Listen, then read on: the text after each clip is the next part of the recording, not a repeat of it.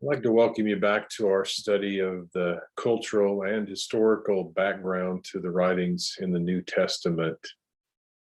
Um, Before we get into our topic for this particular lesson, I just have to say, as I've studied for these lessons, I guess I'm more and more impressed of just how unchangeable, I guess, the nature of humankind is in a lot of ways, especially in the sense of political and national upheaval. We live in a day when it's easy to look around us here in our own country and see a lot of political upheaval and think that this is something new. But if you study history, and especially the time periods that we've covered here, just in Old Testament history as well as the history of the intertestamental period, it's just reaffirms the fact, like the Bible says, there's nothing new under the sun. A lot of upheaval at this particular time frame, especially over the last few weeks as we've looked at the time frame between the Old and New Testaments. We ended our class time last week with the Roman occupation of Judea beginning in about 63 BC. Now we're going to take a look primarily, before we get to the history, back to the history of Judah, to the history of the Roman Republic or Roman Empire right about this time frame. This was a tumultuous time in the Roman Republic, which would soon become the Roman Empire right here in about 63 BC. The history of this particular time is centered around a man named Gaius Julius Caesar. He lived from 100 BC to 44 BC, so it's right in this time frame. He was a Roman general and a statesman who played a critical role in the events that led to the demise of the Roman Republic and the rise of the Roman Empire. It's right in these times, this era, just before the New Testament, when they went from a Roman Republic to a Roman Empire ruled by a line of Caesars. In 60 BC, this man named Caesar, and by the way, Gaius Julius Caesar, that was his name. It became used for the political office as time went on. When we read the Bible and we read about Caesar, that became the name for the Roman dictator, if you will. But for Julius Caesar, that was just part of his name. In 60 BC, Caesar, Crassus, and Pompey, we've heard his name in our study so far. He was the one in 63 AD that led the overtaking of Jerusalem. These three Romans formed what's referred to as the First Triumvirate, which was a political alliance that dominated Roman politics for several years. Their attempts to amass power as someone who was championing, can't get the word out, who was pushing the rights of the common people, was in opposition to a group that's referred to as the Optimates within the Roman Senate. So you've got this kind of divide in the Roman Republic between those who championed the cause of the common people, and then you had the landed elites. Again, it's class warfare, if you will. But these three men, Caesar, Crassus, and Pompey, were part of the group who championed the rights of the common folk. Anyway, Caesar, at this time, Julius Caesar, rose to become one of the most powerful politicians in the Roman Republic through a string of military victories in the Gallic Wars, completed by 51 BC, which greatly extended the Roman territory. Julius Caesar was a Roman general as well as Crassus and Pompey. Anyway, Julius Caesar was very good as a military leader. During this time, he, with his army, Roman detachment of soldiers, both invaded Britain and built a bridge across the Rhine River. So that's a long way north of Italy at this particular time. So Rome is expanding outwards farther and farther. These achievements by Caesar and his army and the support of his veteran army threatened to eclipse the standing of Pompey, who had realigned himself with the Senate after the death of Crassus in 53 BC. So you're starting to see some cracks in the Roman Republic at this time. With the Gallic Wars concluded, the Senate back in Rome ordered Julius Caesar to step down from his military command and return to Rome. Leaving his command in Gaul would mean losing his immunity to criminal prosecution by his enemies. Knowing this, Caesar openly defied the Senate's authority by crossing the Rubicon and marching towards Rome at the head of an army. This began a Roman civil war, which he won, leaving him in a position of near unchallenged power and influence. So this is the rise of this Gaius Julius Caesar at that particular time in history. After assuming control of the government, and by the way, that phrase, crossing the Rubicon, that was literally happened with Caesar and his armies as he marched from Gaul back toward Rome, the Rubicon being kind of a border in the northern part of Italy. And we use that phrase today in our own vernacular. Crossing the Rubicon is kind of a, crossing a point of no return. And it really was that way for Caesar. Assuming control of the government, Caesar began a program of social and governmental reforms, including the creation of the Julian calendar, which we use a form of today. He gave citizenship to many residents of far regions of the Roman Republic. He initiated land reform and support for veterans, and these are all part of his platform as a champion of the common folk, as opposed to the aristocracy. He centralized the bureaucracy of the Republic and was eventually proclaimed dictator for life. His populist and authoritarian reforms angered the elites, who began to conspire against him. On the Ides of March, or March 15th, 44 BC, Julius Caesar was assassinated by a group of rebellious senators led by Brutus and Cassius, who stabbed him to death. A new series of civil wars broke out in the Roman Republic, or Roman Empire, and the constitutional government of the Republic was never fully restored. Caesar's great-nephew and adopted heir, Octavian, later known as Augustus, rose to sole power after defeating his opponents in a civil war. Octavian set about solidifying his power, and the era of the Roman Empire began.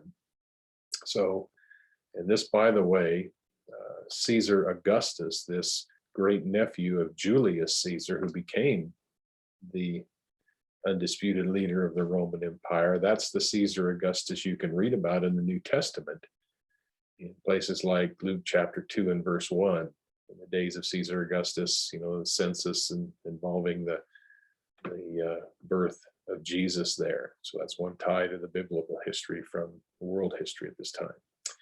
Back to Julius Caesar, though. Julius Caesar was an accomplished author and historian, as well as a statesman. Much of his life is known from his own accounts of his military campaigns. His cognomen, which is the third name of a citizen of Rome, remember, it was Gaius Julius Caesar. Caesar is the cognomen. Anyway, that title was subsequently adopted as a synonym for emperor.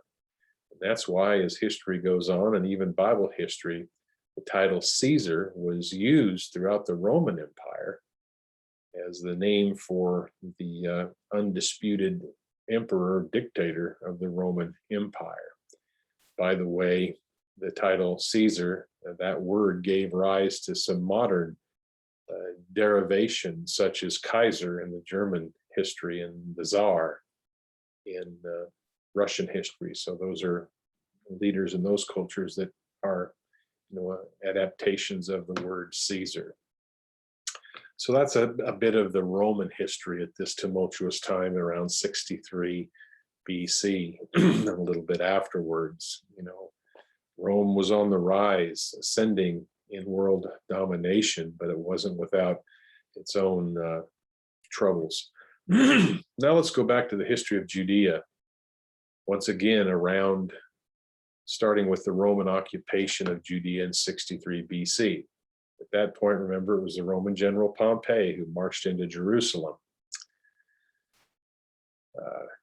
By this point in 63 AD, we've talked about the history of the Hasmonean dynasty. You've got Mattathias and his 5 sons, one of them Judas the Maccabean, and the sole surviving son was Simon, who became the leader of Judea at the time, and that was handed down to his sons, and we finally got to his great grandsons. This is around the time of 63 BC. By then, you've got a struggle between two great grandsons of Simon, son of Mattathias.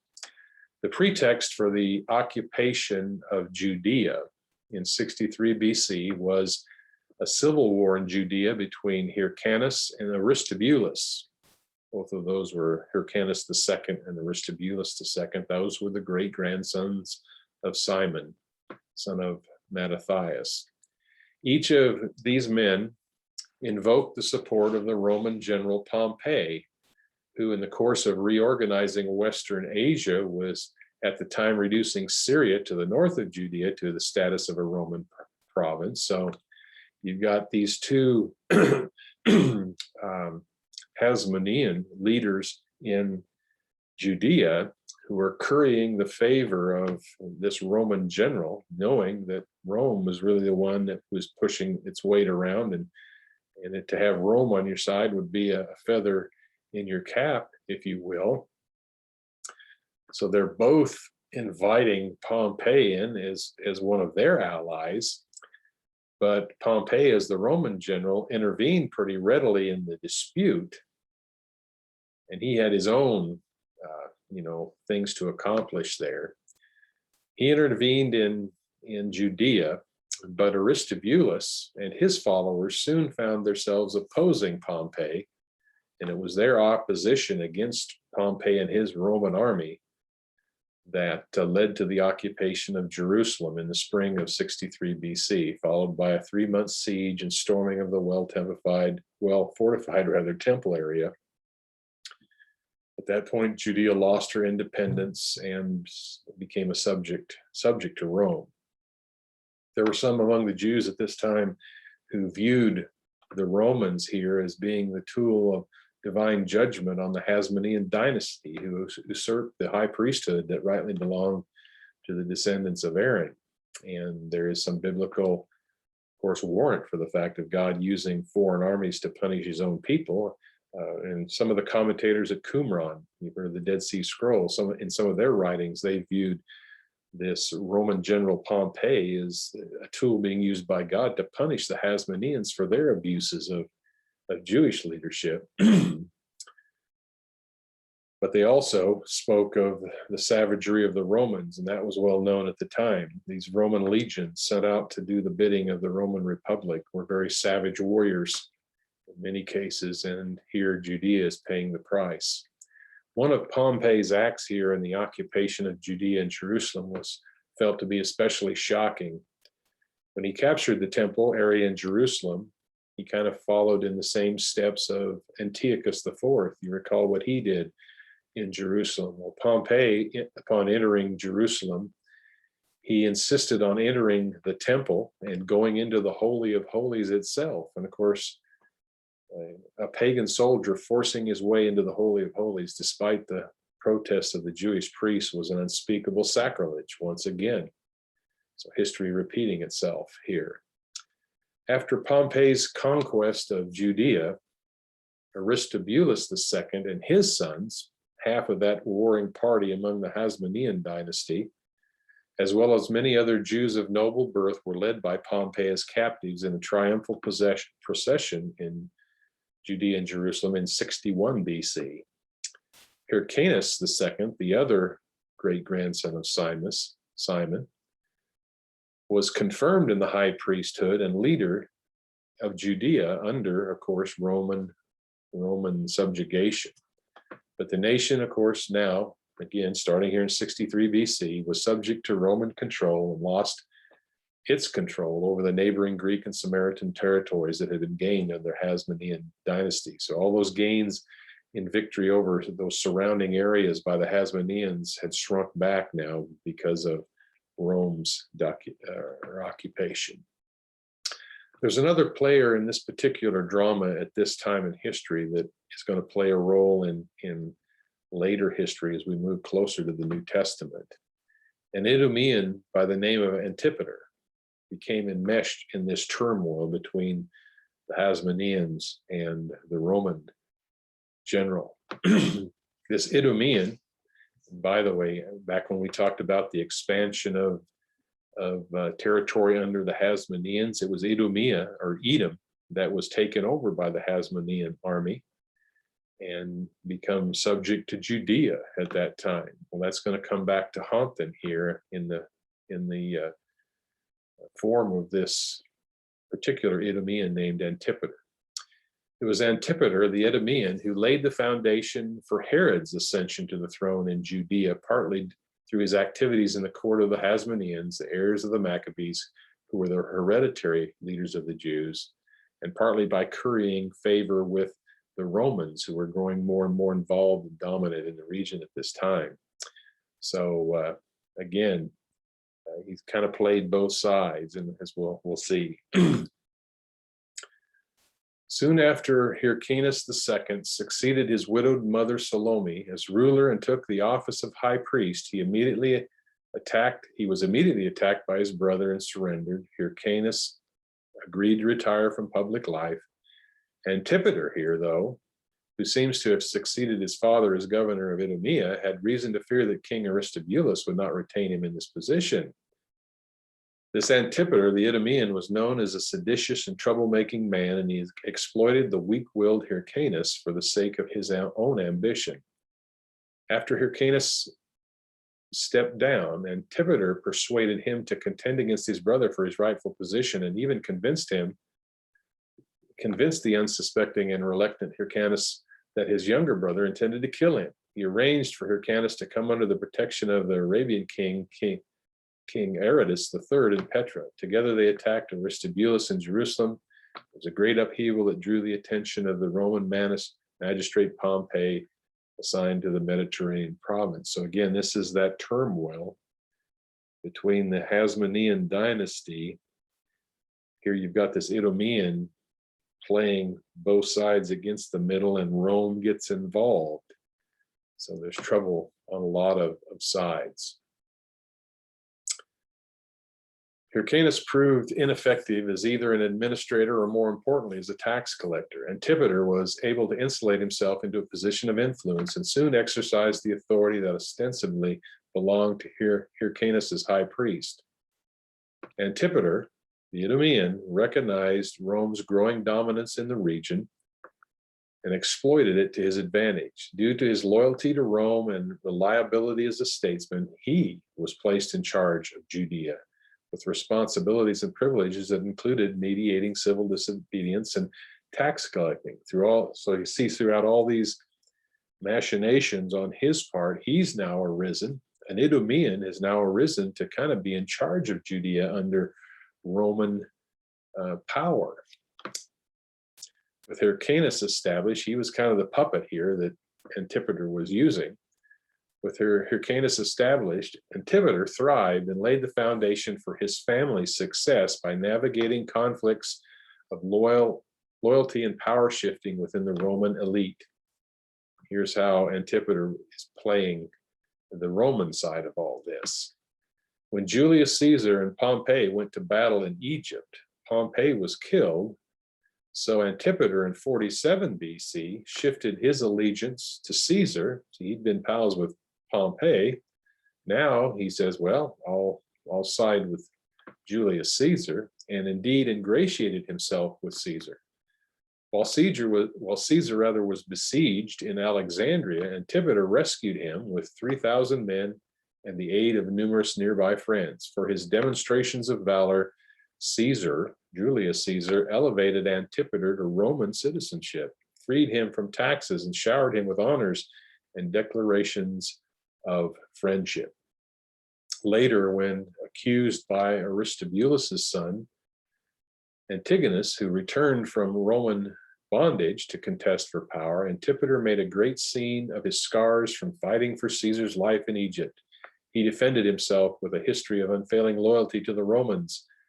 This appeal persuaded Caesar, who then appointed Antipater the first Roman procurator of Judea. This amnesty allowed This amity, rather, allowed the Jews a special degree of protection and freedom to govern themselves and to enjoy Rome's goodwill. Josephus notes that with his newfound rights and honors, Antipater immediately began to rebuild the wall of Jerusalem that Pompey had destroyed when subduing Aristobulus. He established order by tempering civil disobediences or disturbances in Judea and threatened to become a severe master instead of a gentle governor should the people grow seditious and unruly. Matters in Judea were finally calm for a time. All right. So by this time, you've got an Idumean who's really risen to the position of power. And that's going to come back to haunt the Jewish people, as we'll see in just a moment. After the assassination we talked about earlier of Julius Caesar in 44 BC, Antipater once again was forced to choose sides in Roman politics. Antipater was forced to side with Cassius against Mark Antony. When Cassius came to Syria to collect troops, he began to demand harsh tribute, so much so that entire cities and city curators were sold into slavery. Cassius demanded 700 talents of pay out of Judea, so Antipater split the cost between his own two sons. One aristocrat tasked with collecting tribute was Malichus, who disdained Antipater and enraged Cassius by not collecting with haste. However, Antipater saved Malichus from death by expending 100 talents of his own and placating Cassius's anger. Although Antipater saved Malichus's life a second time from a different ruler, Malichus continued to despise Antipater and seek his murder. Josephus presents two opposing reasons, one which would help secure Hyrcanus against the rising threat of Herod, and the other being his desire to quickly dispose of Hyrcanus and take power himself. He devised multiple assassination attempts, which Antipater evaded, but successfully bribed one of Hyrcanus's cupbearers to poison and kill Antipater in 43 BC. The Idumeans' work as a power broker between the Hasmoneans, the Arabians, and the Romans inaugurated dramatic dynamics and steep changes in the history of the Jewish nation. The diplomacy and artful politics of Antipater produced what we refer to as the Herodian dynasty. He paved the way for the rise of his own son, Herod the Great, who married the Hasmonean princess Mariamne, endeared himself to Rome, and usurped the Judean throne to become king of Judea under Roman influence. And of course, we're obviously getting close to New Testament history there with the rise of the Herods. It was this Antipater. And that's why when you read in the Bible of the Herods being of Idumean descent, they descend from Antipater. He was the head, if you will, of this Herodian dynasty that placed the Hasmonean dynasty among Jewish leaderships. And that's why when we get into the New Testament here, and by this point we're at 43 BC, we've got the Herods in control of Judea under the thumb, if you will, of the Roman Empire. So Lord willing, next time we'll take up with the history of the Herods and work our way closer again toward the New Testament as well.